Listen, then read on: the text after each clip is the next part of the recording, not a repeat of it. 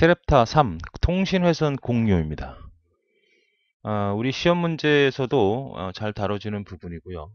좀 더 이제 깊이 통신 쪽으로 기술이 들어간다고 생각하시면 되겠습니다. 일단 요 용어를 보면 통신회선이 뭔지 알고 공유를 한다는 거예요. 공유. 왜 공유를 하게 될까요? 여기 컴퓨터가 이렇게 세 대가 있습니다. 여기가 서울에 있다고 합시다. 여기 컴퓨터가 이렇게 있어요. 여긴 부산입니다. 통신을 하고 싶어요.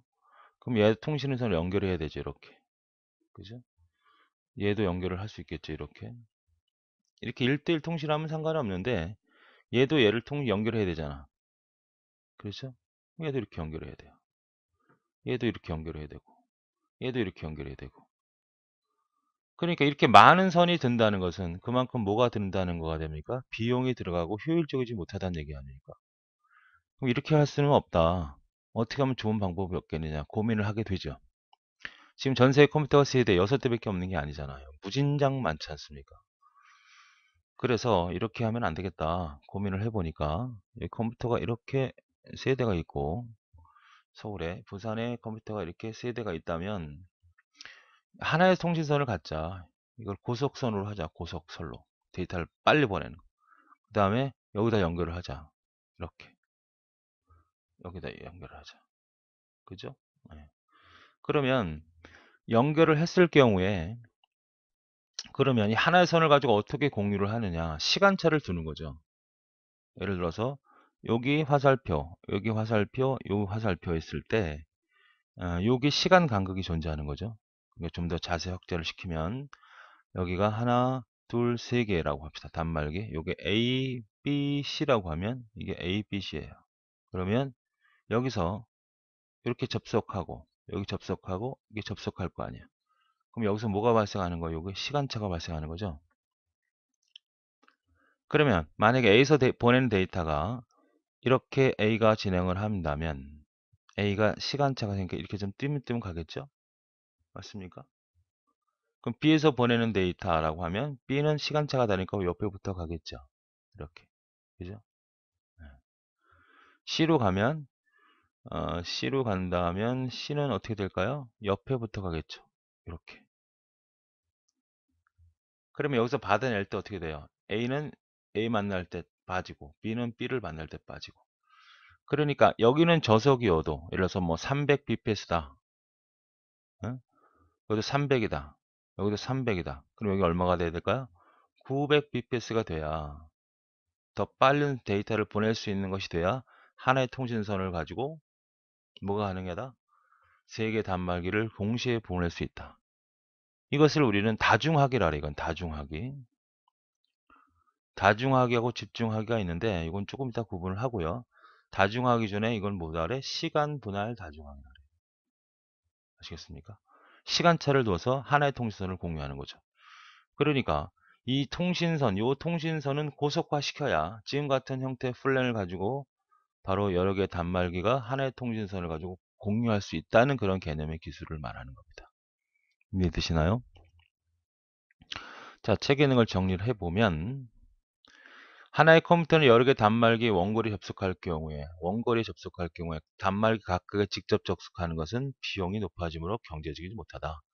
따라서 단말기부터 근접한 곳에 통신 회선을 공유할 수 있는 장비 및 프로그램을 설치해서 다수의 단말기가 컴퓨터를 동시에 접속할 수 있도록 컴퓨터에 접속할 수 있도록 하는 것이 경제적이다는 거죠. 아까 얘기했던 대로 이렇게 컴퓨터가 여러 개가 있으면 직접 연결하지 말고 이렇게 하지 말고 어떻게 근거리에다가 하나 둬서 다중화기라는 장비 둬서 이게 고속이죠. 이렇게 고속화 시키는 것이 좋다. 여기에는 멀티플렉서 그 다음에 컨센트레이터라고 하는 집중하기 두 가지로 구분이 된다. 그러면 다중화기와 집중하기를 정확히 구분을 먼저 하고 갑시다. 자, 다중화기는 어떤 거냐면 이런 거예요. 자, 단말기가 이렇게 세 대가 있다고 합시다. 그러면 여기에 고속선로가 하나 있는 거예요. 이렇게 아시겠습니까? 그 다음에 이렇게 연결되어 있는 거죠. 이렇게 연결되어 있다고 합시다. 그럼 이게 고속선로예요. 그럼 여기가 A고 여기가 B고 여기가 C가 되겠죠.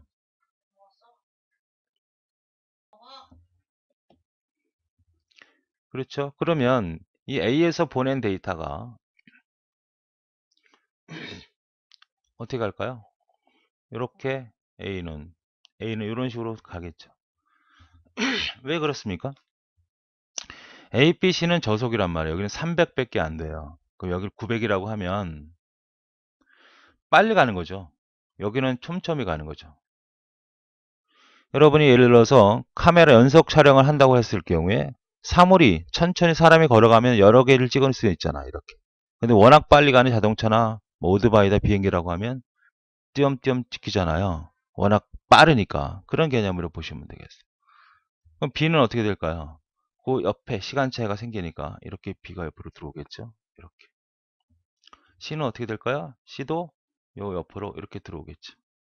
그래서 이 하나의 통신선을 가지고 시간을 나눠서 동시에 공유하는 것처럼 공유해서 날아가는 형태가 다중학이란 말이에요. 이게 다중학이에요. 이게 먹스고요. 영어로 멀티플렉스. 여기는 디먹스라고 합니다. 집중하기는 어떤 개념이냐면 똑같은 개념이에요. 이렇게, 이렇게, 이렇게. 그래서 하나의 공유선을 공유합니다. 그림 똑같이 그려도 돼요. 그런데 얘는 어떤 차이가 있냐면 A, B, C가 있어요. 그러면 A가 만약에 B가 C가 있다면 이 선을 공유를 하는데 독점 형태로 공유하는 거예요. 그러니까 A가 동시에 B와 C가 보내졌을 때 A가 가장 먼저 도착을 했다면 A만 가는 거예요. 그러니까 A가 다 간 다음에 B가 가고 C가 가는 이런 형태라는 거죠. 하나의 통신선을 공유하긴 하는데 독점 형태로 공유하는 거죠. A가 갈 때는 B가 못 가. B가 갈 때는 C가 못 가는 거죠. 근데 얘는 어떻게 됩니까? 멀티플렉스인 다중하기는 하나의 통신선을 시간차를 둬서 동시에 공유하는 것처럼 간다는 말이에요. 그렇죠. 맞습니까? 그래서 이걸 두 가지를 굳이 비교하면 이거예요. 좀 더 이해하기 편하게 예를 들어 볼게요. 서울역에서 부산역으로 기차에 물건을 실어 보내요. 그러면 이 두 가지 중에 이거는 어떤 거냐면 그 화물 칸이 이렇게 정해져 있는 거예요. A 회사, B 회사, C 회사. 그러니까 이 회사는 항상 정해진 시간에 그 화물칸에다 정해진 공간에다 물건을 실어서 보내면 뭐 9시에 출발한다 그러면 9시에 그냥 실어서 날아가는 거예요. 그러니까 이 ABC라고 회사는 서울에서 부산까지 물건을 실어 나르는 그런 회사라고 봤을 경우에 그렇죠. 그럼 이제 회사 직원들은 그냥 물건만 그 위치에다 실어 놓으면 돼요. 근데 이 집중하기는 뭐냐면 ABC가 경쟁을 합니다. 그래서 가장 먼저 도착하게 되면 그 기차를 독점해서 타고 가는 거예요. 다 간 다음에 그 다음에 타고 가는 거고. 구분 되시죠? 그럼 어느 쪽이 더 복잡할까요? 어느 쪽이 더 복잡할까요? 이쪽은 어떤 겁니까? 정해진 공간에 실어서 보내기만 하면 돼. 근데 이건 어떻게 돼요? 누가 어떤 놈이 어떤 회사가 먼저 도착했는지를 확인해 봐야 되잖아요. 복잡하다는 거예요. 누가? 영무원 입장에서는 9시에 난 출발만 하면 돼. 회사에 물건 실으려는 건 니네들이 알아서 해라. 싫든 안 싫든 난 간다. 그걸로 정해놓고 한 달에 뭐 정액제를 받아서 운행을 하면 되지만 이거는 어떨 때는 오고 어떨 때 안 오고 어떤 놈이 가장 먼저 도착했냐? A가 먼저 그럼 애저 실어 보내고 나머지는 대합실에다 보관시켜 놔야 될 거 아니야. 이게 더 복잡하다는 거죠. 복잡하다는 건 뭐야? 비용이 그만큼 늘어날 수 있고 거기에 따른 기술도 늘어날 수밖에 없다. 그러니까 복잡한 쪽은 어느 쪽이다? 이쪽이다는 거죠. 되겠습니까? 자, 그 다음에 여기는 어떤 걸까? 이 선로가, 통신 선로가 A 단말기가 300이고 여기도 300이고 여기도 300이잖아요. 됐습니까? 그러면 최소가 A 속도, B 속도, C 속도가 뭐야? 고속과 같아야 한단 말이죠. 맞죠? 근데 이건 어떨까요? A와 B하고 C하고 속도가 고속도보다 이게 커도 상관이 없죠. 이게 작아도 상관이 없단 말이야. 왜? 여기 300이죠. 여기 300이죠. 여기 300에도 여기 400이나 300에도 상관없다는 거. 왜? 어차피 한 선로만 가잖아요. 한 놈만 가잖아. 이해되십니까? 아주 중요한 거예요. 맞죠? 이거는 어떻게 돼? 최소 속도가 이거 다 같아야 돼. 최소한 이게 도안값이. 근데 왜 한 놈에 가니까 이런 개념을 가지고 있어야 한다는 거예요. 아니 높으면 좋죠. 900을 가지고 있어도 좋아. 근데 그럴 필요가 없잖아. 어차피 300으로 가면 되는 거니까. 도착해서 어차피 300으로 갈 건데. 자, 그러면 얘는 어떤 또 개념을 갖고 있냐면 여기는 입력이 몇 개? 3개면 출력도 3개가 돼야 되죠. 당연히 여기도 마찬가지죠. 그러니까 들어온 값이 m이면 나가는 값도 m이어야 된단 말이죠. 근데 얘는 어떻게 돼요? 들어온 값이 m이면 하나 혹은 n 값, 다른 값으로 하나나 2개 될 수도 있거든요. 지금 어떻게 돼? 3개가 들어와서 하나잖아. 경우에 따라서 이건 2개로 늘릴 수도 있단 말이야. 자, 그럼 이거하고 이건 실제 얘가 어떤 걸까요? 우리가 PC방에 가볼까요? PC방에 가보면 컴퓨터가 한 40대가 있다고 합시다. 그럼 고속으로, 이 PC방 안에는 고속으로 들어온 선이 있거든요. 이거를 공유하는 방법은 어떤 공유를 해야 돼? 얘를 해야 돼? 얘를 해야 돼? 당연히 얘를 해야죠. 왜? 얘를 하게 되면 뭐가 되는 거야? 40대 한 놈을 쓰면 아무리 못 쓰는 거야. 그죠? 그러니까 여러분 그 PC방에 가면 중앙 컴퓨터에 보면 중앙 위치에 보면 컴퓨터 이렇게 여러 가지 불꽃이 팍팍 튀는 게 있어요. 이게 바로 뭐야? 허브라고 하는 거고 이게 다중화기 장비의 예입니다. 다중화 장비의 예예요. 허브. 허브의 원리죠. 그러니까 여기에 다 연결해서 쓰는 거 아닙니까? 여러 개 컴퓨터가. 고속으로 들어온 걸 가지고 여러 개 연결해서 쓰는 것이 허브, 다중화의 원리고. 자, 그러면 만약에 그 40대 컴퓨터가 있는데 컴퓨터 프린터가 필요하다. 프린터가 40대가 있을 필요가 있나요? 하나면 되죠, 프린터는. 그럼 프린터에 연결된 거는 프린터는 어떤 게 이렇게 연결합니까? 40명이 프린터 하나의 란을 쓰고 싶은데 프린터에 40명이 동시에 출력했을 때 막 섞여 나오는 거죠, 이거는. 얘는 어떻게 돼? 이렇게 가야죠, 프린터는. 어떤 놈이 다 보내든 간에 프린터에서 가장 우선권이 되는 놈을 먼저 출력시켜 놓고 그 다음 출력하고 그 다음 출력해야 되잖아. 버퍼가 필요한 거 아니에요? 버퍼, 출력 버퍼. 우리 프린트 버퍼라는 얘기 들어봤잖아요. 40대 컴퓨터에 동시에 출력을 해서 프린터에게 공유하고 있는 프린터한테 막 섞여서 출력합니까? 아니죠. 반드시 한 놈만 선택해서 출력하잖아요. 그런 것이 바로 뭐야? 집중화 기술의 예죠. 이걸 우리는 선로 점유 기술이라고 그래요. 점유 기술 혹은 영어로 Media Access Control. 그 다음에 교환기의 원리입니다. 교환기의 원리.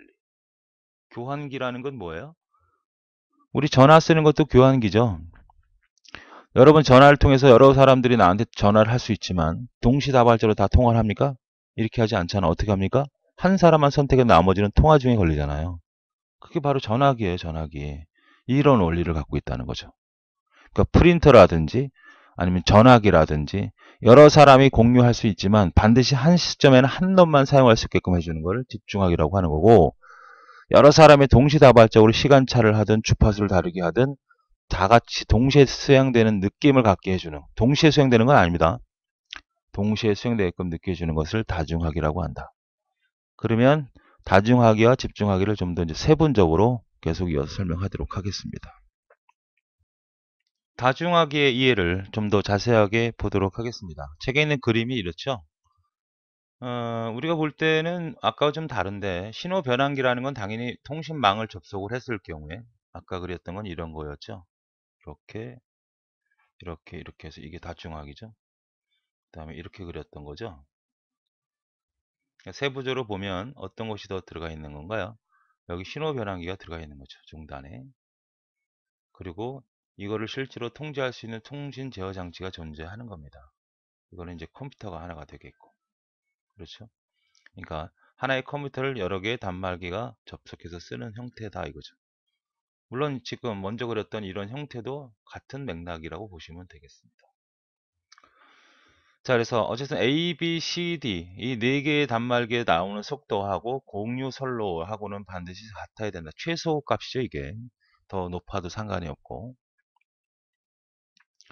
책에 있는 내용을 하나하나 살펴보겠습니다. 각 단말기는 요구한 자원을 하나의 고속 통신 회선을 통해서 일정한 시간 혹은 주파수, 시간이면 시간 분할 다중화고요.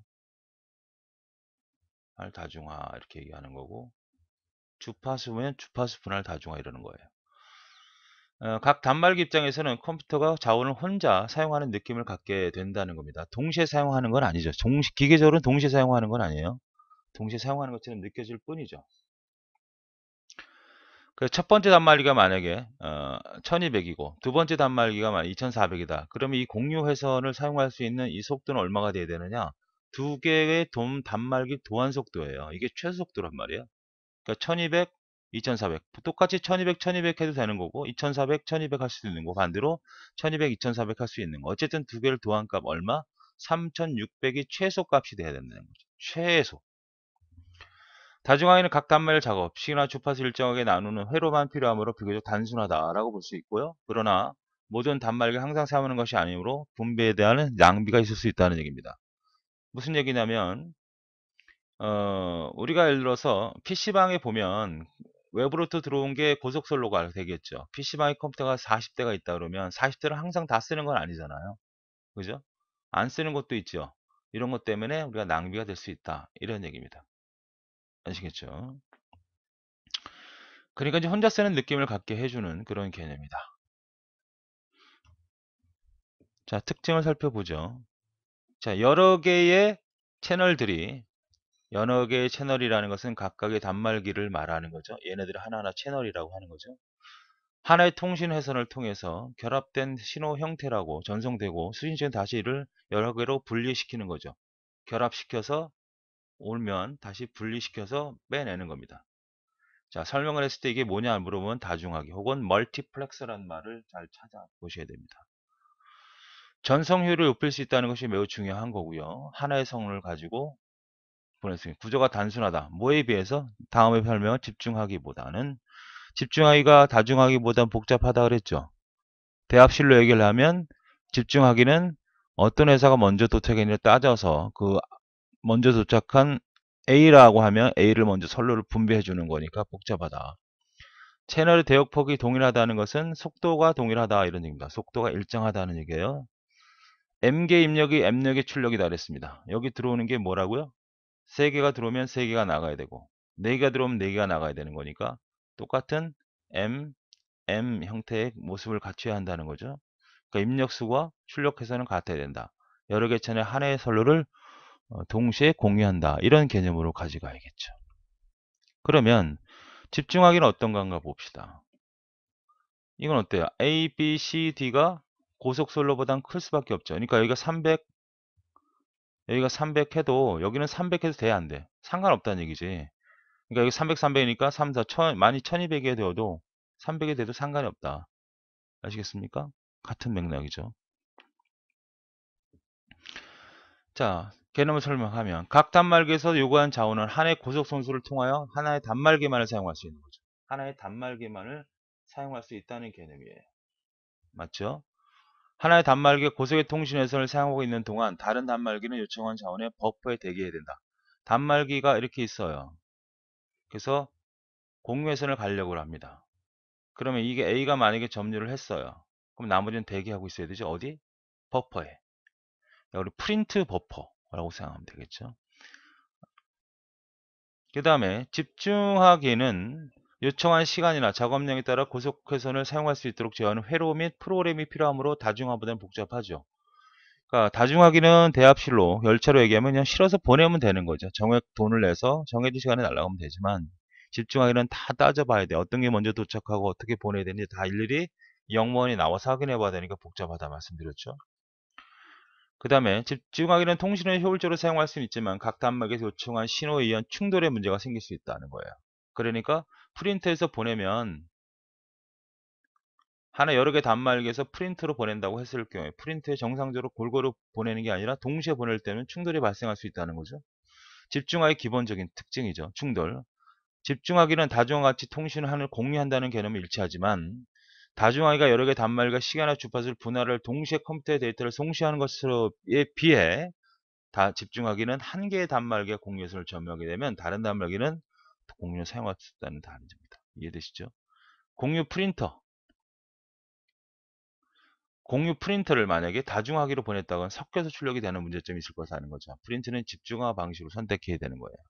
그리고 메디어 어세스 컨트롤, 매체 접근 기술이라고 하는 뒤에서 CSM의 CD 같은 형태의 기술입니다. 나중에 배우죠. 자, 여러 개의 채널을 몇 개의 소수 회로로 공유시키는 거다. 여러 개의 채널 여러 개 공유시키면 다중하기. 소수 회로는 한 개나 두 개. 그래서 M개 N이죠. 다중하기는 MM으로 가는 거고 집중하기는 M에서 1 혹은 N이니까 바로 집중하기 개념이다. 구조보다는 복잡하고 불규칙한 전송에 전송하다. 프린트는 우리가 매번 보내는 건 아니잖아요. 며칠 동안 안 보낼 수도 있는 거 아닙니까? PC방에서.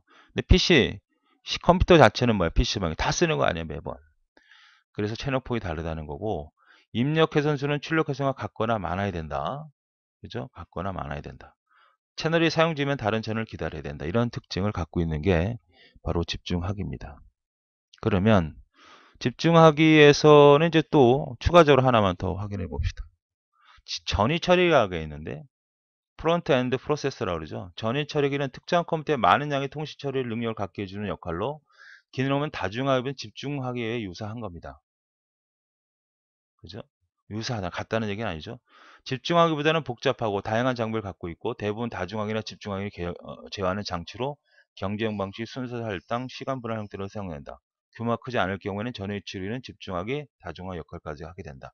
그러니까 결국 전위 처리기라고 하는 것은 다중하기, 집중하기의 개념으로 운영되는 그런 형태가 되고 규모가 크면 이제 다중하기, 집중하기가 이제 독립적으로 존재하겠지만 규모가 작으면 전위 처리라는 것이 알아서 다 해주게 된다. 이렇게 되는 거죠. 설명을 했을 때 이게 뭐냐 이렇게 찾을 수 있는 형태까지 여러분 확인해 보시면 되겠습니다. 네, 다중하기의 분류부터 좀 자세하게 보도록 하겠습니다. 다중하기 분류는 이렇게 크게 세 가지가 있습니다. 주파수 분할, 그 다음에 시간 분할, 코드 분할. 주파수 분할이라고 하는 거 지금 우리가 배웠던 내용은 시간 분할 쪽이었죠. 시간 차를 구분을 해서 여러 개 단말기가 공유할 수 있는 거. 주파수 분할은 이제 주파수가 다른 형태가 된다는 거죠. 그래서 이건 주파수 대역폭이 클 때 사용하는 거죠. 그 다음에 이거는 전송량이 클 때. 코드 분할은 이 FDM이라고 하는 주파수 분할과 시간 분할을 합쳐놓은 기술이다. 물론 확산 대역이라고 하는 기술을 쓰는 거고 이동통신에 적합한 거죠. 뭘 세부적인 건 조금 이따 설명을 다시 할 거고 핵심적인 사항을 먼저 파악을 하셔야 됩니다. 그러니까 주파수 분할의 가장 대표적인 거는 여러분 TV라든지 라디오 같은 공중파죠. 그러니까 A라는 방송국과 B라는 방송국, C라는 방송국, 라디오 방송국이 있다고 합시다. 그러면 얘네들은 300에서 3400의 헤르츠에 해당되는 주파수를 사용을 하겠죠. 사람의 음성 주파수니까. 근데 멀리 빨리 못 가니까 할당을 하게 됩니다. 뭐 89.1MHz로 주파수를 변조시켜서 날리는 거 아닙니까? 두 번째도 마찬가지고 100MHz를 써라. 여기는 뭐 107MHz를 써라. 이렇게 보낸다는 거죠. 그러니까 주파수라고 하는 것은 보통 이렇게 생겼잖아요. 이렇게 생긴 거나 뭐 이렇게 생긴 거나 뭐 이렇게 생긴 거나 다 주파수지만 그 주파수 폭이 다르죠. 그러니까 지금처럼 뭐 89.1이라고 하고 여기는 1초에 89.1 메가 정도로 진동이 된다는 거죠. 이건 뭐 100MHz다. 107MHz다 그러면 이 주파수는 서로 섞이지 않는다는 거죠. 그래서 해당되는 라디오를 가지고 해당되는 주파수를 맞춰 놓으면 라디오는 뭐가 되는 거예요?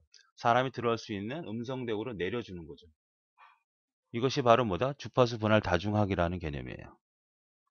그래서 주파수 분할 다중하기를 좀 더 이해하려면 이렇게 생각을 해 보시면 됩니다. 여러분이 그 라디오 있지 않습니까? 라디오 말고 밴드 있어요, 밴드. 음악 밴드 있잖아요. 뭐 드럼도 있고, 뭐 퍼스트 기타도 있고, 그 다음에 세컨드 기타도 있잖아요. 이것들은 다 주파수가 달라요. 그죠? 그래서 믹싱이 돼서 이제 음악에 들리는 건데, 사람이 곰곰이 내가 만약에 베이스 기타에 대해서 뭐 관심이 있어서 베이스 기타가 어떻게 돌아가는지 알고 싶어요? 그러면 귀를 쫑긋해서 그쪽만 이렇게 걸러내서 들을 수 있거든요. 사람도 그런 걸 걸러낼 수 있다면 기계도 아주 충분히 걸러낼 수 있는 겁니다.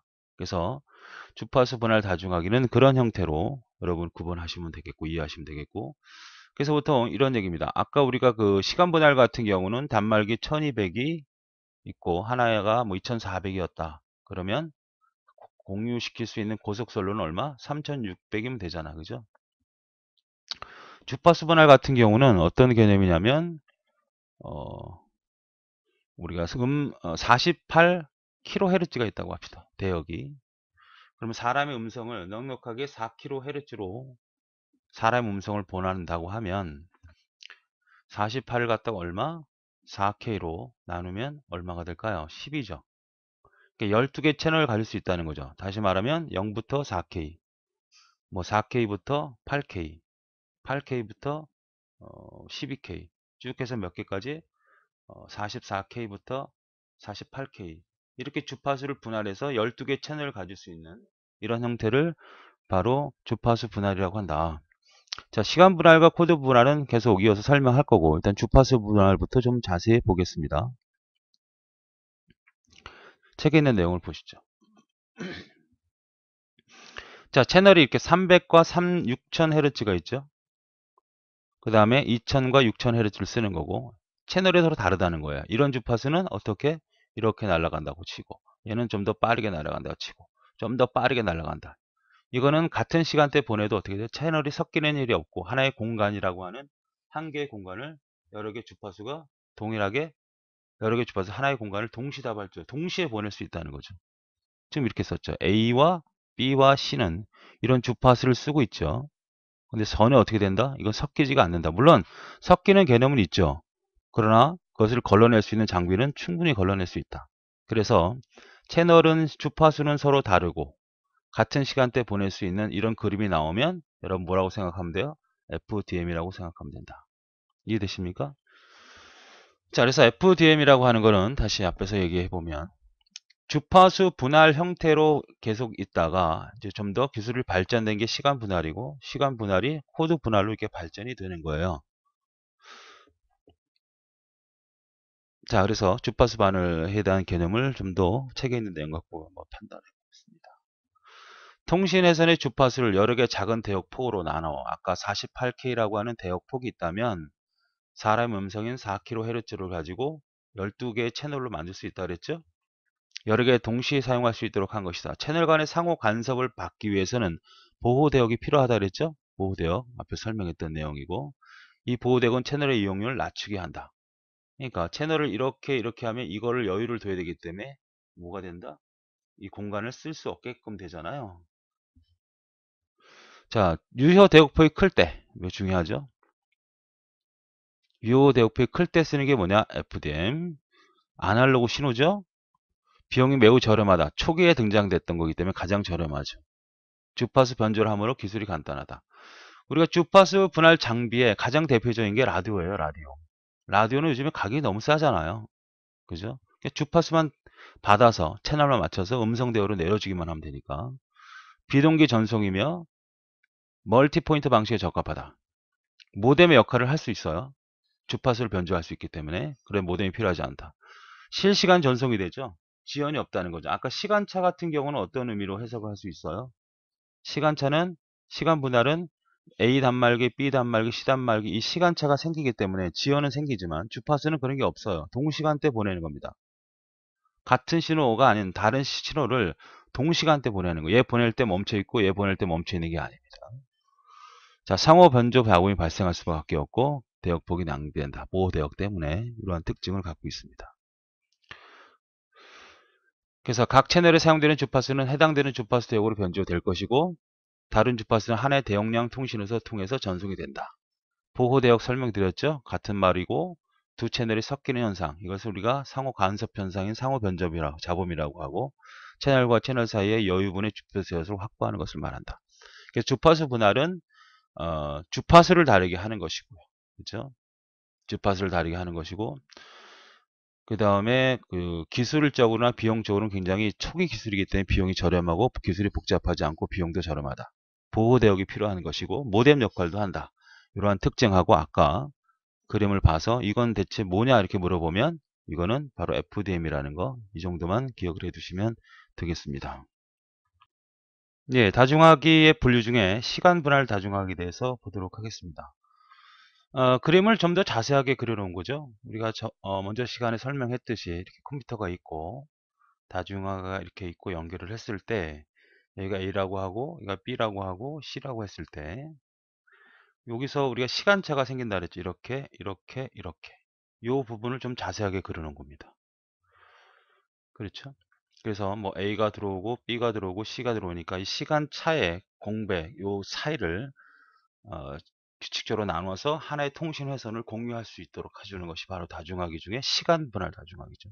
타임 디비전 멀티플렉싱. 자, 그러니까 이것이 나와 있는 거죠. 좀 자세하게 볼까요? 이게 공유 회선입니다.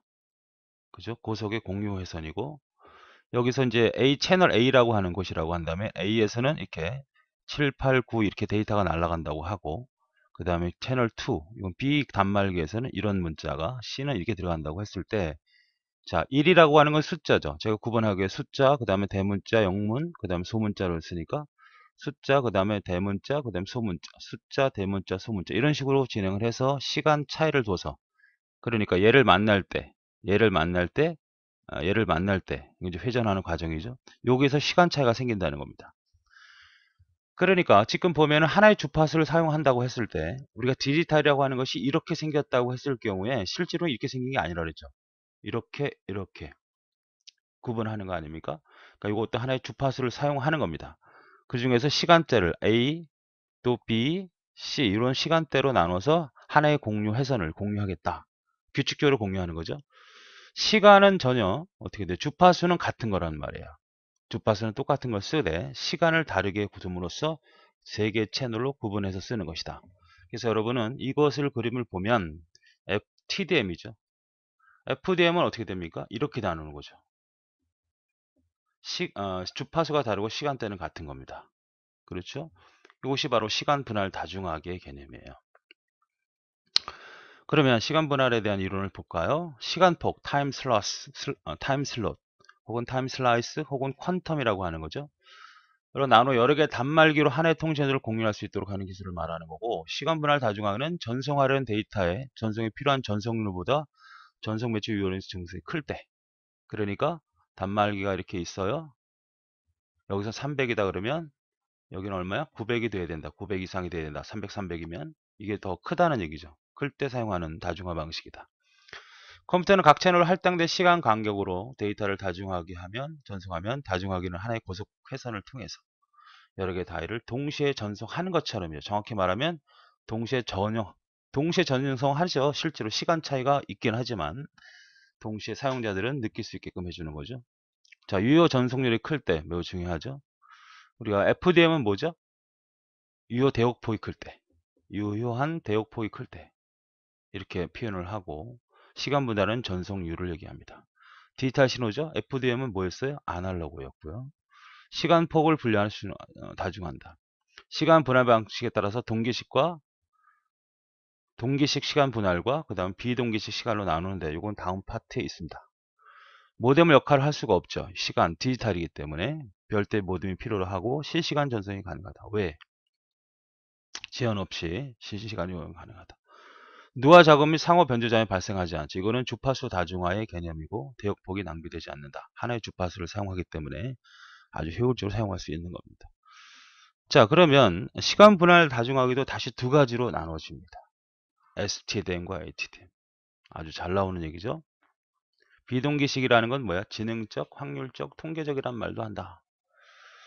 자, 이런 얘기입니다. 실제로 보통 허브가 시간 분할의 가장 대표적인 예라 그랬죠. 허브 장미라는 것은 하나의 고속선로가 들어오면 이렇게 연결이 돼서 컴퓨터 이렇게 연결이 된 거죠. 이렇게 연결이 된 겁니다. 그러면 여기가 만약에 1메가라고 합시다. 1메가, 여기도 1메가, 여기도 1메가, 여기 1메가죠. 그럼 여기가 4메가 정도면 되는 거죠. 그래서 여기 1메가 주고 이렇게 두고. 여러분 PC방이나 뭐 네트워크 형태를 보면 이렇게 박스가 검은 게 있고 불꽃이 많이 켜져 있는 거 있잖아요. 지금 4핀짜리인데 보통 24핀이라든지 이런 걸 쓰거든요. 24개. 그러니까 이제 24개의 컴퓨터 연결할 수 있다는 거죠. 그러면 그냥 이 상태로 돌리면, 그냥 이거 돌리면 어떤 문제가 생길까요? 계속 돌아가는 거죠. 불꽃이 팍팍팍 튀면서 돌아갑니다. 그래서 그때마다 각각의 단말기 A와 B와 C와 D에다가 할당을 해주는 거예요. 그러면 여기는 당연히 뭐가 있을까요? 당연히 시계라는 게 존재하겠죠. 왜? 시간을 맞춰야 되니까. 그런데 이것이 하도 많이 돌면 우리가 보통 이런 형태의 허브는 가격이 한 3, 4만 원 정도일 거예요. 만약에 만든다면. 시계가 이것은 0.0001초 단위로 휙 돌아가는 거기 때문에 시간을 정확히 맞춰줘야 돼요. 그죠? 그런데 이게 하루 이틀 지나게 되면 좀 오차가 생기겠죠. 오차가 생길 거란 말이에요. 암만 좋은 뭐 시계라고 해도 오차는 당연히 있지 않습니까? 그러니까 3, 4만 원짜리라고 한다는 그만큼 오차가 발생할 수밖에 없다. 그래서 돌리고 돌리고 돌리고 돌리고 하면서 계속 돌면 이틀, 3일 지나면 A에 할당할 거를 B에 할당하게 되는 경우가 발생하죠. 점점 늦어지거나 빨라지거나 에 따라서. 그래서 방법이 없죠. 한 사이클을 돌 때마다 시간 맞춤 장치를 다는 거예요. 이게 동기 문자라고 할 수 있죠. 한 번 돌고 시간 맞춰주고 한 번 돌고 시간 맞춰주고 한 번 돌고 시간 맞춰주면 바로 뭐가 될까요? 좀 오차가 거의 안 생기겠죠. 그러니까 이 시간 맞춤 행위 자체도 시간이 필요해요.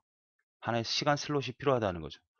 그래서 4메가가 안 되고 플러스 알파만큼은 더 있어야 한다는 거죠. 이 알파의 시간만큼은 시간 맞춤 행위가 필요하다는 겁니다. 이것이 바로 뭐예요? 동기식 시간 분할입니다. 그러면 이거의 가장 큰 문제는 뭐냐면 지금 4대가 되어 있지만 만약에 컴퓨터가 40대가 있다고 가정을 해봐요. 그러면 40대면 PC방 정도로 생각해봐요. 그러면 4명한테 다 주잖아. 그럼 여기 40메가를 줘야 되잖아요. 그런데 지금 쓰는 컴퓨터가 2대밖에 없어도 나머지한테 다 줘야 된다는 거죠.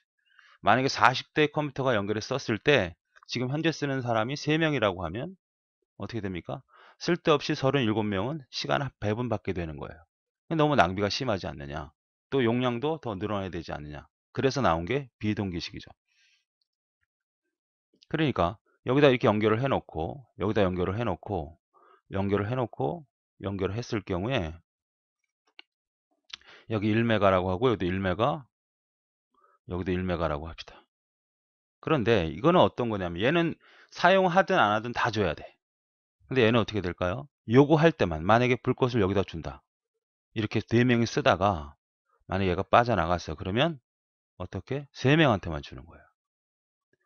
또 얘가 또 빠져나갔어. 그럼 몇 명한테? 2명한테만 주는 거예요. 그러니까 굉장히 효율적으로 사용할 수 있죠. 동기식 같은 경우는 시간을 계속 맞춰야 되는 거고 이건 간헐적으로 맞추는 거란 말이지. 그러니까 여기서 이 컴퓨터가 동기식일 경우에는 이 A는 이 슬롯에 꽂혀 있고 B는 이 슬롯에 꽂혀 있는 거예요. 그 채널을 할당하더라도 항상 그 채널을 주는 거란 말이죠. 그런데 얘는 어떻게 됩니까? 채널이 여기 쓰다가 얘가 빠져나갔으면 얘한테 주다가 다시 얘가 진입이 됐어. 그럼 또 얘한테 줘야 되고 이렇게 이렇게 줘야 되니까 계속 어떻게 된다는 거 제어를 해야 한다는 거죠. 그러나 꼭 4메가가 필요 없다는 거예요. 왜? 한 2메가 정도를 주고 2개 갖고 나눠 쓸 수 있다는 거죠. 예를 들어서 자 아파트가 하나 있습니다. 여기에 통신 계속 슬로가 만약에 100메가가 들어왔다고 합시다. 그럼 여기 가입자 수가 만약에 100명이다 그러면 100명한테 딱 1메가씩 줄 수 있잖아요. 그런데 실제로 이 100명이라고 하는 사람이 동시에 컴퓨터를 쓰는 게 아니거든요. 만약 50명 정도가 쓴다. 어? 그럼 50메가를 줘도 된다는 거죠. 50메가 아니 100명을 쓰더라도 꼭 100메가 주지 말고 50메가 줘도 가능하다는 거죠. 왜? 동시에 쓰는 사람이 아니니까. 100명의 컴퓨터가 있어 아파트 안에. 이 사람들한테 100메가 라인을 줬단 말이에요. 100메가. 그럼 100명이 딱 쓰면 알맞은 것 같지만 100메가를 주면 더 늘려서 200명, 300명도 쓸 수 있다는 거예요. 예를 들어서 1메가 정도라고 하면 하나의 동영상을 볼 수 있는 속도다. 근데 다 동영상 보는 건 아니잖아요. 맞습니까? 다시. 자, 이렇게 건물이 있어요. 통신사에서 100메가 값을 줬습니다. 그럼 딱 100명이 가입되면 좋죠. 1메가씩 가니까. 그런데 그렇게 하지는 않는다는 거죠. 플러스 200명, 300명까지 막 가입을 시키죠. 왜? 어차피 동시에 200명 쓸 일은 없잖아요. 그래서 어쩔 때는 아파트에 쓸 때 보면 어떤 때 속도가 되게 빠르고 어떤 느리고 하는 이유가 뭐 많이 쓰지 않으면 아침에 새벽이라든지 별로 쓰지 않는 걸 나만 컴퓨터 혼자 켜놓고 쓴다 그러면 굉장히 빨라지는 거고 많이 쓰는 시간대에 몰리면 점점 느려지는 거죠. 이렇게 할당하는 게 바로 비동기식이죠. 그러니까 컴퓨터 만약에 얘를 갖다가 STDM 방식으로 100메가를 주면 반드시 100메가에다 플러스 알파만큼 줘야 된단 말이죠. 그죠? 이런 형태로 구분하는 거죠. 다시 정리하면 컴퓨터 4대가 있다고 하면 무조건 얘도 항상 줘야 되는 고정적으로 빙글빙글 돌리면서 줘야 되는 것이 동기식이고 필요한 요구가 있을 때 채널을 할당하는 것이 바로 뭐다? 바로 비동기식. 그래서 지능형이다, 확률적이다, 통계적이라고 얘기하는 겁니다. 근데 얘는 어떻게 돼? 무조건 고정이죠. 고정이 되고 전속력이 플러스 알파만큼 있어야 돼. 그러니까 고속회선이 있다고 하면 각 단말기가 4대다 그러면 4메가인데 이 고속선은 얼마가 돼야 돼? 4메가 플러스 알파가 돼야 된다는 거죠. 누구는? 동기식은. 왜? 다 줘야 되니까. 놀고 있어도 줘야 된다는 거죠. 자, 설명을 더 해볼까요? 자, 동기식입니다. 일반적으로 사용하는 시간 분할 다중하기고 고정된 시간폭을 쓴다는 거야. 그러니까 단말기가 4대가 있어요. 그러면 1메가, 1메가, 1메가, 1메가 준다는 거지. 매체 전송률이 이거가 굉장히 중요하죠. 능가할 때 쓰는 게 뭐냐? 그럼 이거야, 답이. 전송 매체 전송 프레임마다 해당 채널 시간표를 고정적으로 준다는 거죠. 자, 여기 허브가 있다면 여기 1번이다, 2번이다, 3번이다, 4번이면 얘도 1번 채널만 쓰는 거고 2번 쓰는 거고 3번만 쓰고 얘는 4번만 쓰는 거죠. 바뀌는 일이 없죠. 어떤 거는 STD. 근데 ATD는 바뀌죠. 고정적으로 할당한다. 중요하고. 전송할 데이터가 없는 단말 장치에서 타임 슬롯을 할당하기 때문에 낭비가 심하죠. 그러니까 내가 이것도 얘도 안 쓰고 얘도 안 쓰는데 쓸데없이 뭐야? 여기다 신호 줘야 되고 여기다 줘야 되고 채널 줘야 되고 할당해 줘야 되니까 쓸데없이 두 개가 낭비된다는 얘기예요. 낭비된다. 가격이 비싸고 왜? 4메가를 반드시 줘야 되니까 플러스 알파만큼의 비용이 들어가니까. 만약에 이 상태라고 하면 ATDM은 2메가도 충분히 가능하거든요. 왜? 4명이 동시에 쓴다는 법이 없으니까. 물론 요건 4개로 이해하기 위해서 편한 거고 40명이 붙어 있다 그러면 40메가를 반드시 줄 필요는 없다는 얘기죠.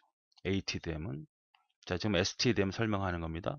전송용보다 많은 터미널 접속할 수가 없죠.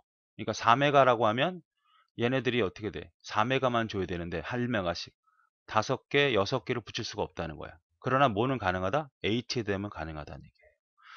그래서 다중화된 회선 전송률은 접속 장치들의 합보다 크거나 같아야 된다. 최소한 뭐야? 커야 된다는 얘기입니다. 능가해야 된다는 거 반드시 기억을 하시고. 자, 비동기식은 어떤 거예요? 비동기식을 보면 비동기식 시간 단말은 접속된 단말기 중 실제 전송할 데이터가 있는 단말기만 시간폭을 제공한다. 그러니까 요구하는 단말. 그래서 전송률이 능가하지 않을 때. 아까 STDM과 비교할 수 있죠? 가변적이죠? 아까 STDM 뭐야? 고정적이죠. 데이터가 없는 단말 장치에는 타임 슬롯을 할당하지 않아요. 걔한테는 주지 않습니다. 데이터가 없는 단말은 채널 할당되지 않으므로 굉장히 낭비가 적다. 효율적이라는 거죠. 접속하고 가격이 저렴하고 접속하고 시간이 단축된다. 같은 속도의 동기식 다중화보다 더 많은 터미널을 접속할 수 있다. 다시 한번 STDM은 반드시 4개만 연결할 수 있어. 4대만. 뭐가 들어오면 4메가 플러스 알파가 들어오면. 그런데 ATDM은 더 붙일 수 있습니다. 왜? 동시에 사용하는 사람이 4명이 아니라고 보면 3사람 쓸 수도 있고 4사람 쓸 수도 있고 진짜 6사람이 붙어버리면 좀 늦어지겠죠. 각각의 단말기는. 아까 아파트 얘기한 것처럼 100명이 들어오면 100메가를 주면 실제로 100메가를 주면 200명, 300명을 붙일 수 있다. 300명, 200명이 붙이면 각각의 단말기는 속도가 좀 더 떨어지겠다. 그러나 동시에 혼자 쓰면 혼자 쓰고 있다 그러면 속도는 좀 빨라진다. 이러한 형태, 융통성 있게 채널을 할당하는 것이 바로 비동기식이다. 이렇게 기억을 해두시면 되겠습니다. 예, 코드 분할 다중화는 보통 우리가 얘기하는 이동통신에서 주로 사용한다라고 기억하시고요. FDM이 먼저 등장이 됐고 그 다음에 TDM이 등장이 됐고 그 다음에 CDM이 등장이 된 겁니다. 아시겠죠? 그래서 얘는 이 두 개의 발전된 모습이다 이렇게 보시면 되겠고 보통 여기다가 CDMA라는 걸 많이 봤을 거예요. 그죠? CDM보다는 이거 같은 말입니다. 아까 FDM도 뭐라고 쓸 수 있고 A로 TDMA도 CDMA도 A는 결국 뭘까요? 어세스란 말이에요.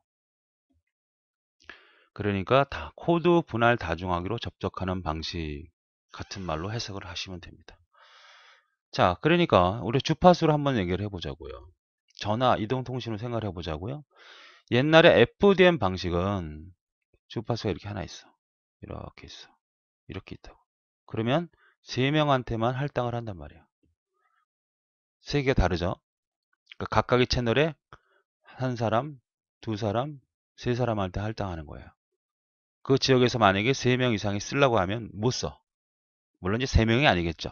3,000명, 3만 명 이렇겠지만 그것이 초과되면 사용할 수가 없죠. 만약에 예를 들어서 3,000명의 가입자가 지금 한 지역에서 쓰고 있다. 3,000명. 그러면 3,001명째 접속하는 사람은 쓸 수가 없는 거예요. 아시겠습니까? 빠져나가면 그때 쓸 수 있는 그런 방식이죠. 그러니까 이거 갖고는 너무 할당할 수가 없다. 그래서 어떻게 줍니까? 주파수가 이렇게 있으면 디지털로 변화시키고 시간폭을 나누죠. 이렇게 각각. 요거는 이렇게 동그라미 세모 네모라고 합시다. 동그라미 세모 네모, 동그라미 세모 네모, 동그라미 세모 네모, 동그라미 세모 네모. 자, 어떤 의미야? 채널이 주파수가 다른 게 3개 있죠? 거기마다 시간폭을 나누니까 한 몇 명, 여기 3명 나누실 수 있죠? 여기 3명 나누실 수 있죠? 여기 3명 나누실 수 있으니까 총 뭐야? 9명한테 할당할 수 있는 거죠. 그러니까 하나의 주파수에 3명이 채널을 나눠서 쓰는 거예요. 그러니까 3,000명이 가입할 수 있는 주파수였다면 한 채널에다가 하나의 주파수에다가 시간폭을 나눠서 그 시간폭을 만약에 5사람한테 줬다. 그럼 하나당 5이니까 곱하기 5에서 그만큼의 많은 핸드폰을 이동통신을 할 수 있게끔 분배하는 겁니다. 이게 바로 뭐죠? TDM 방식이란 말이죠. 이거는 FDM 방식이고. 그러면 코드 분할 방식은 뭐냐? 이런 얘기입니다. 자, 주파수가 가죠. 다른 주파수입니다. 주파수 분할이죠. 그 다음 시간폭이 다르죠. 그럼 TDM이잖아요. 만약에 이게 하나, 둘, 이거잖아요. 이렇게 보는 게 FTDM인데 코드는 그게 아니고요. 코드는 어떤 값이든 상관이 없어. 어디에 위치하고 있든. 코드 값을 주는 거야. 만약에 117이다 그러면 내 폰이 117이에요. 그러니까 어떤 주파수를 타고 오든 어떤 시간대를 타고 오든 내가 들어온 코드만 받아내는 거죠. 그러니까 내가 코드가 이렇게 생긴 거다. 그럼 이렇게 받는 거야. 만약에 내 코드가 304번이다 그러면 304번 코드 이렇게 들어오겠죠. 어디든. 그러니까 어떤 주파수를 타든 어느 시간대를 타든 내가 들어오는 것은 코드를 달고 들어오는 거니까 코드가 해당되는 데이터들만 난 수신하게 된다. 그래서 코드 분할 다중하기예요. 그러니까 어디든 주파수를 다 타고 어느 시간대도 상관없이 들어오기 때문에 우리가 보통 이거를 확산 대역이라고 하는 겁니다. 데이터가 엄청나게 여러 가지 다양한 방법으로 들어온다. 맞습니까? 이걸 우리가 코드 분할 다중하기라고 하는 겁니다. 이해되시죠? 자, 그래서 좀 특징을 보면 CDM이란 하나의 채널만 사용하는 아날로그 방식의 문제점, 또 아날로그 형태의 디지털 신호로 전환 후 여기에 난수를 부과해서 여러 개의 디지털 코드를 변환한다는 거죠. 그래 난수를 보호한다는 것은 각 채널을 보호한다는 뜻입니다. 다른 사람이 다른 정보를 받으면 안 되잖아. 그죠? 그러니까 이렇게 만드는 코드화 시킨다는 거죠. 이 코드가 만약에 117번이다 하면 얘를 뭐 해주겠다는 거죠? 암호화 시켜서 117번만 받아낼 수 있도록 코드화 시켜서 얘를 수신할 수 있도록 하는 거죠. 이동통신에 대한 개념이다. 중요하고 확산대역 중요하죠. FDM, TDM 모두 사용할 수 있는 거고 전송 용량이 뛰어날 수밖에 없죠. 어느 주파수를 타고 다 들어오니까 전송 품질이 뛰어서 보통 기존의 디지털 TDM보다는 10배 이상의 속도를 갖게 되고 그래서 이제 우리가 스마트폰이라는 게 등장이 된 거고 또 인터넷 사용할 수 있게 된 거죠. 보안성이 보장되죠. 전송 지연이 감소되고 이동통신이 사용되는 통신 방식이다. 요거 확산대역과 이동통신에 대한 개념 잘 이해해 주시면 되겠습니다. 자, 그 관련된 기술들이 계속 발전이 되죠. 자, WAP라는 것도 매우 중요하죠. 이동 단말, 이동 통신, PDA 등에서 인터넷 접속할 수 있도록 하는 프로토콜의 총칭이죠. 어떻게 하면 인터넷 접속할 수 있느냐? 이동통 핸드폰이. 그래서 WAP는 휴대전화 등에서 장비에 인터넷을 사용하는 것 같은 무선 통신 사용하는 응용 프로그램 국제적인 표준이다. 물어보면 얘를 찾을 수 있으면 되겠고. 이 작은 이동 장비에서 웹브라우저 있죠? 인터넷 익스플로러 같은 것들을 사용할 수 있게끔 만들어진 거고. 그 프로그램은 바로 뭐다? WML이라고 하는 우리가 HTML이라는 거 들어봤죠? HTML. 이거를 바로 이동통신에 맞춰서 만들어진 언어 WML을 그래서 바로 작성한다. 이 WML은 당시 XML 기반으로 설계된 거죠. XML도 마찬가지죠. HTML의 이동 단말이 전송되거나 수신되는 HTML 텍스트 코드를 그대로 송신하는 것이 아니고 이를 컴파일해서 최적화된 이진 데이터를 변환해 담는다. 그러니까 우리가 보통 웹브라우저에서 보면 HTML이 되어 있는 거죠. HTML로 바로 문서가 작성되어 있고 이걸 좀 더 동적으로 데이터를 받고 DB를 접근할 수 있는 코드가 발전된 게 XML이고 이 XML은 바로 이동통신으로 발전된 게 ML이고, 얘네들은 데이터를 그냥 텍스트로 전송하는 게 아니라 번역해서 기계 코드로 만들어서 바로 이동 단말기에 전송하는 형태로 쓰는 형태입니다. 그러니까 설명을 하고 이걸 찾을 수 있어야 돼요. 자, 셀이라는 게 나오죠. 셀이라는 건 뭐냐면 우리가 예를 들어서 서울 지역에 이렇게 영역이 있다고 합시다. 네모로 그리지 말고 동그라미로 그릴게요. 서울 지역이라는 게 있다고 합시다. 아까 했던 것처럼 3,000개의 주파수를 쓴다고 합시다.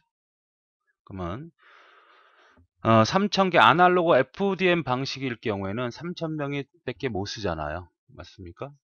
그럼 TDM이라고 하면 곱하기 5에서 15,000명의 가입자를 쓸 수 있죠. 그죠? 하나의 주파수에 5명의 가입자가 시간 분할을 쓸 수 있겠으니까. 5가 5, 35 맞죠? 그러니까 이 영역에는 15,000 이상은 못하겠다 이거죠. 그래서 주파수를 높이면 지역이 제한되니까 이렇게 공간 분할을 해버립니다. 이렇게 공간 분할을 해요. 이 영역, 그러니까 여기는 한 영역에는 뭐야? 15,000 정도를 쓸 수 있습니다. 근데 동일 주파수예요. 여기도 동일하고 여기도 주파수가 동일해요. 그리고 여기다가 기지국을 답니다. 그러니까 이 영역에서는 15,000을 쓸 수가 있는 거야. 그렇죠? 그럼 여기서도 똑같은 주파수, 여기 만약 A라는 주파수가 있다면 여기도 A라는 주파수를 쓸 수 있는 거죠. 그러니까 얼마야? 지금 덩어리로 하나, 둘, 셋, 넷, 다섯, 여섯, 일곱 개죠. 곱하기 7에 더 늘어나는 거죠. 가입자를 더 생산할 수 있는 겁니다. 그러니까 이 셀이라고 하는 거죠, 이게 셀이라고 하는 거죠. 그러면 이쪽에서 이쪽으로 넘어가게 되는 경우가 어떻게 되느냐 이거죠. 내가 여기가 뭐 강남구다, 여기 강북구다. 여기서 쓰는 A와 A라고 하는 것이 똑같은 주파수란 말이야. 그럼 여기서 쓸 때는 쓰다가 이쪽으로 넘어가야 되는 경우가 생기잖아요. 그러면 잃어버리는 게 아니라 넘어갈 때 여기 있는 주파수를 반납하고 여기 새로운 주파수를 받게 됩니다. 무슨 말인지 아시겠죠? 그러니까 여기서도 쓰는 주파수가 있고 여기서 쓰는 주파수가 다 똑같아. 15,000개로 가정하면 채널이 각각 가입자가 15,000명이 쓸 수 있는데 여기서 쓰다가 지역으로 이동할 수도 있잖아. 그죠? 지역을 이동할 때 이 벗어나게 되면 해당되는 주파수 쓸 수가 없어요. 여기 있는 사람들만 통신이 가능하단 말이에요. 그러니까 넘어가면서 그게 이상 없이 되려면 현재 사용하고 있는 주파수를 반납하고 새로운 반납을 받게 돼요. 그래서 자연스럽게 지역이 이동이 되어도 쓸 수 있게끔 하는 기술을 보러 뭐라고 한다? 핸드오프라고 한다. 핸드오프. 이해되십니까? 이 한 영역을 셀이라고 해서. 그래서 이런 셀들이 계속 늘어남으로써 점점 가입자들은 많이 쓸 수 있는 거고 우리나라처럼 모든 사람들이 바로 핸드폰이나 스마트폰을 쓸 수 있게 된 거죠. 자, 좀 더 볼까요? 자, 예를 든 거죠. 800MHz의 높은 주사를 발사된 전파는 안테나가 멀리 떨어질수록 전파 신호가 감소되고 일정 거리를 도달하지 못한다는 얘기예요. 그러니까 이렇게 되면 셀이 이 영역에는 800MHz라고 이 안에서만 쓴다는 거예요. 이 벗어나지 못한다. 영역을 이렇게 구분한다는 거죠. 전파 출력을 낮춰 발생하면 전파가 미치는 영역이 좁아지지만 서비스 영역을 여러 개의 작은 영역, 즉 셀로 구분해낼 수 있다. 이런 얘기입니다. 자응역마다 기지국을 둬서 여기다 기지국을 둬서 주파수를 발사하면 동일한 주파수에 다른 자응역에서 사용할 수 있게 된다. 그러니까 동일한 주파수를 이 지역, 이 지역, 이 지역 다 쓸 수 있다는 얘기가 되죠. 작은 역을 셀이라고 하고 일정한 역을 여러 개 셀로 구분하면 사용자 채널 수는 그 배수만큼 늘어날 수밖에 없다. 물론 자세한 개선 것들은 여러분 별로 의미가 없고요. 이 셀이라는 의미 잘 생각하시면 되겠죠. 사람의 음성을 만약에 4000Hz라고 한다면 800MHz 할 때는 1MHz 대역폭을 사용할 경우에 어떻게 된다? 250개 채널을 사용한다. 만약 7개 채널을 구분하면 여기 7개 채널 여기서 쓰는 사람이 얼마?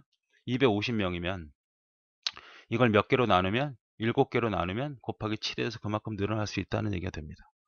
아까 얘기했던 대로 하면 3000이었죠? 3000이었고 곱하기 5 하는 건 뭐죠? 이건 주파수를 시간 분할로 나눠서 15,000이 되었고 만약에 지금 7개라고 하면 곱하기 7해서 더 늘려낼 수 있다. 이런 얘기가 되는 겁니다. 자, 그래서 우리가 핸드오프라고 하는 개념이 나오죠. 이동통신자가 하나의 기지국에서 이 기지국에서 다른 지역으로 이동할 경우에 통화가 끊기지 않으면서 자연스럽게 이어지는 것이다. 그래서 소프트핸드, 그다음 하드핸드로 구분합니다. 자, 소프트핸드는 뭐냐면 일로 넘어갈 때 이 채널을 먼저 확보한 다음에 끊어내는 것을 소프트 핸드라고 해요. 그러니까 이동 전화가 채널을 먼저 확보하고 연결한 다음에 자기 거를 끊어내는 방식. 그러면 하드 핸드오프는 반대겠죠. 기존 신호를 끊은 다음에 내 걸 먼저 끊고 그 다음에 새로운 신호를 할당받는 방식이죠. 그죠? 구분만 잘 하시면 되겠어요. 먼저 채널을 확보하고 채널 확보하고 지금 현재 걸 끊는 방식은 소프트예요. 소프트 핸드오프. 신호를 끊은 다음에 새롭게 할당받는 것은 바로 하드 핸드오프. 소프터라고 그러죠. 각 섹터 안에 발생하는 핸드오프 방식 같은 기지국의 특정 섹터를 통화하다가 다른 섹터와 영역을 통화 접근할 때 소프트 핸드 같은 방식으로 천안천을 연결해주는 같은 형태의 의미라고 보시면 되겠습니다.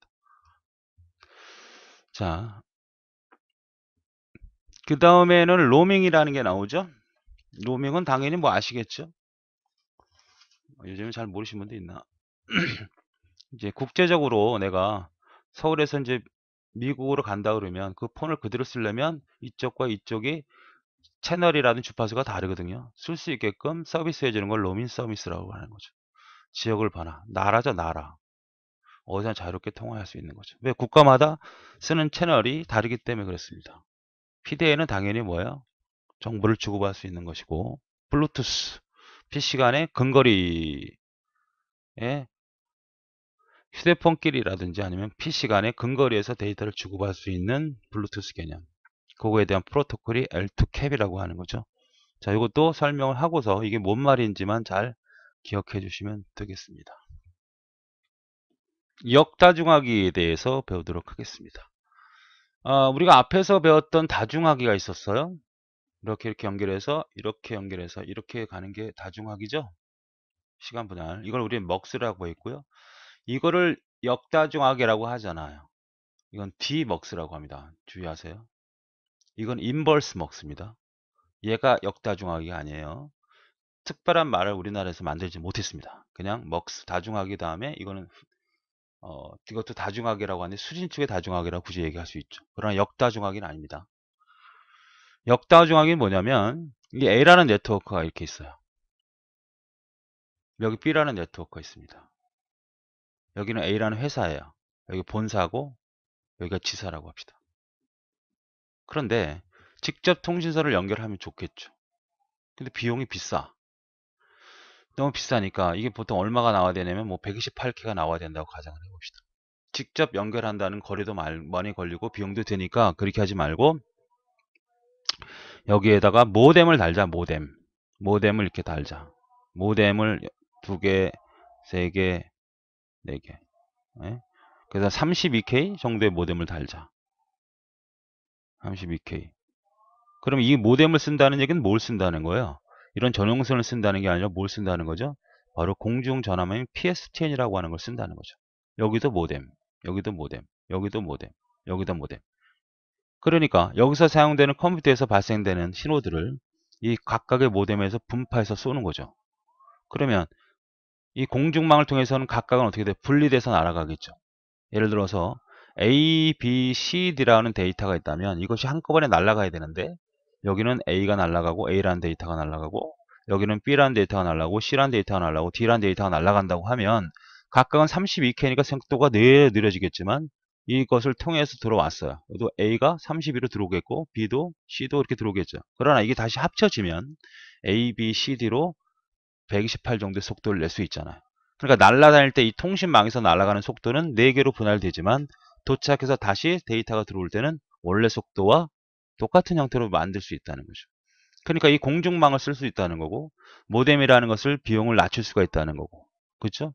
또 어떤 특징도 있냐면 하나의 단말기가 망가져도 통신은 계속 모뎀이 하나라도 망가져도 계속 사용할 수 있죠. 속도는 떨어질 수 있고 이런 원리라고 생각하시면 돼요. 왜 강가에 물이 이렇게 흘러가잖아요.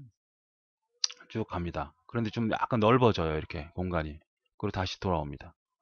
그러면 여기서 물이 내리는 속도하고 여기서 나르는 속도하고 좀 차이가 있겠죠. 여기는 느려지겠고 여기는 빠르겠죠.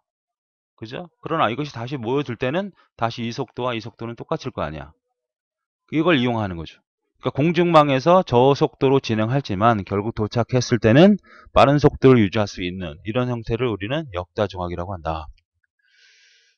자, 그래서 설명을 들어보면, 자, 광대역, 즉 PSTN에서 얻을 수 있는 이걸 가지고 우리가 전용선으로 연결할 수 있는 고속의 대역, 고속의 통신을 할 수 있다는 그런 형태가 바로 역다중학이고, 두 개의 낮은 선로로, 즉 이 낮은 속도를 갖고 있는 거 가지고 원래 속도로 변환할 수가 있고, 광대 통신을 얻을 수 있다, 속도를. 여러 가지 변화에 대응할 수 있다. 그러니까 모뎀을 다는 거에 따라서 두 개 달 수도 있고 네 개 달 수도 있고, 그 다는 거에 따라서 충분히 속도를 다르게 해줄 수 있다. 비용 절감을 할 수 있다. 공중망을 쓸 수 있으니까 중요하죠. 하나의 채널 고장이 나면 다른 채널로 이용하여 속도를 감소시킬 수 있다. 그러니까 이용하여 전송할 수 있는데 속도는 감소된다. 끊어지지 않는다는 얘기예요.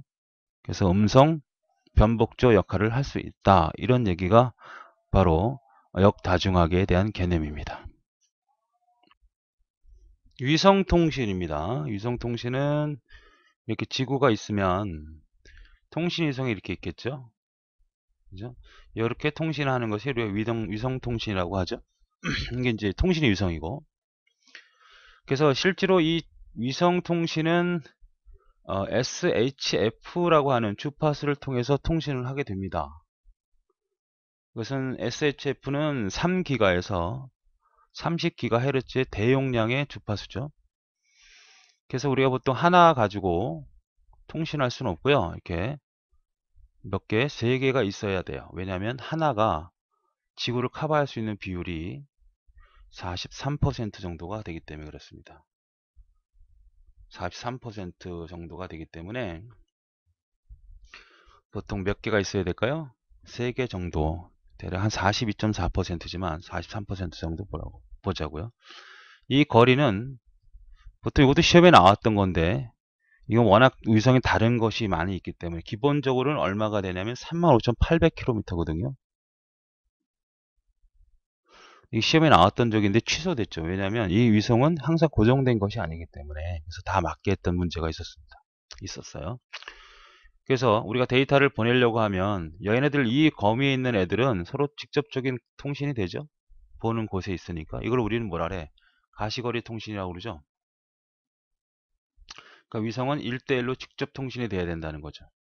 그럼 내가 여기 있는 지역에다 통신을 하고 싶어요. 그러면 일로 갈 수가 없으니까 일로 왔다가 이쪽으로 쏴서 이렇게 들어가는 겁니다. 그래서 시간 차이가 좀 생기죠. 전송 지원에 좀 문제가 생기죠. 이쪽은 상관없지만 얘네들끼리는 상관이 없지만, 자, 이런 형태로 진행을 합니다. 그래서 SHF 요 주파수도 여러분이 기억하셔야 되겠고요. 그 다음에 가시거리 통신하는 거 잊지 마시고요. 그 다음에 거리도 뭐 이거는 크게 신경 쓸 필요가 없고 대략 이 정도다. 그리고 위성이 3개 정도가 필요하다라고 기억하시면 되겠습니다. 그래서 기본적으로 우리가 통신을 하려면 이렇게 뭐가 하나 필요하고 통신 위성이 필요하고 지구에서 이 통신을 주고받을 수 있는 장치가 필요하겠죠. 그런 건물이 필요하겠죠. 이걸 뭐라 그래? 지구국이라 그래.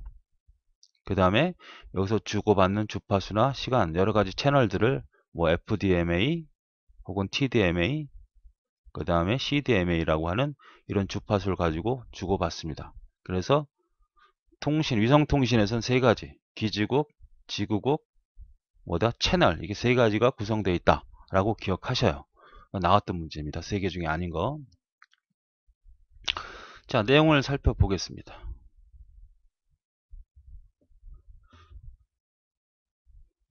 자, 대기권 밖으로 인공위성을 통하여 지구 어디선 통신할 수 있도록 하는 통신 맞죠? 이거의 주파수인 SHP 주파수를 쓴다는 거 잊지 마시고, 가시거리 통신이다. 직접적으로 보이는 곳에 관련된 거다. 거리는 35,800. 42.4%를 커버할 수 있기 때문에 3개의 위성, 정지 위성이 필요하다. 자, 구조를 보면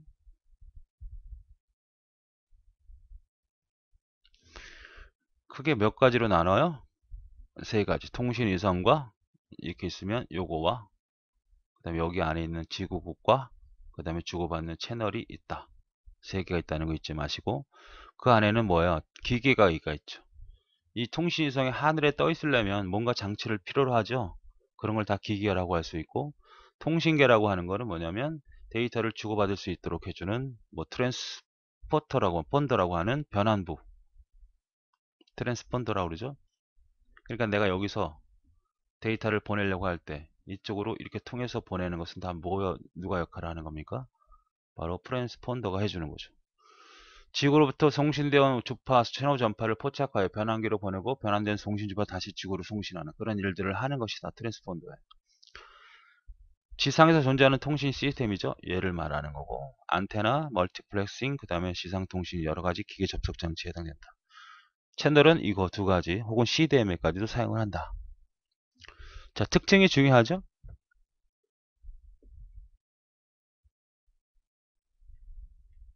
특징을 써놓지 않았나요? 여기 있군요.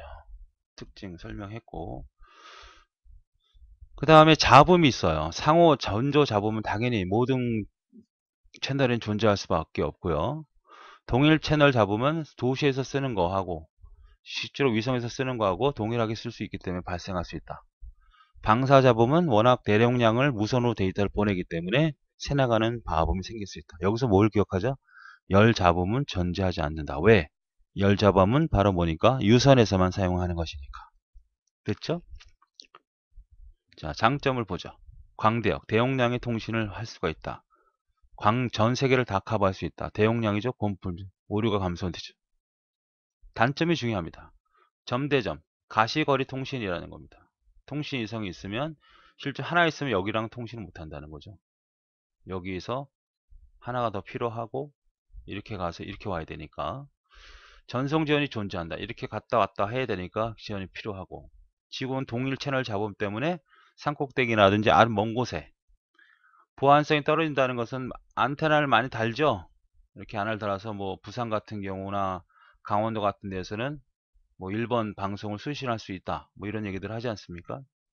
기후의 영향을 받죠. 천두능이라든지 날씨의 영향을 많이 받는 겁니다. 유지보수가 어려운 건 당연히 뭐예요? 뭐 이게 망가지면 어떻게 됩니까? 버려야죠. 올라가서 고칠 수가 없으니까 유지보수가 어렵다는 얘기가 되겠습니다.